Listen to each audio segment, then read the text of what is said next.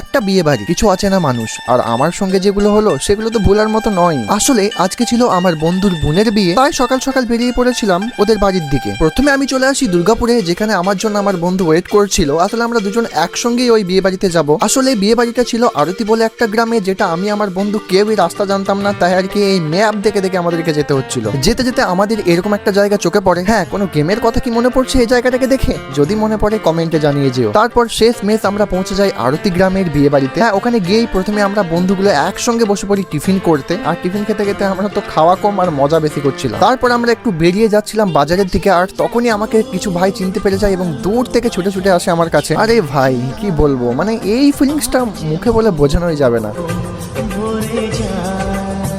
তারপর আমরা সোজা চলে আসি একটা গিফটের দোকানে, যেখানে একটা গিফট কিনে আমরা পুরো বাজারটা ঘুরে ঘুরে দেখছিলাম। আমার তো এইদিকে সবই অচেনা, তাই সব ঘুরে ঘুরে দেখছিলাম। আর তারপরেই আমরা চলে আসি দুপুরের খাওয়া দাওয়াটা করতে। দুপুরের খাওয়া দাওয়া শেষ করতেই দেখি বউ এবং বরকে সাজানো হয়ে গেছে মালা বদলের জন্য, আর এটাই হচ্ছে বিয়ের সব থেকে বেস্ট মোমেন্ট। তারপর আমরা বর আর বউয়ের হাতে গিফট তুলে দিয়ে তাড়াতাড়ি বেরিয়ে পড়ি, কারণ ওখান থেকে আমাদের বাড়ি কিন্তু অনেকটাই দূর। তাড়াতাড়ি বেরিয়ে গেলেও বাড়ি আসতে আমাদের অনেক রাত হয়ে গেছিল।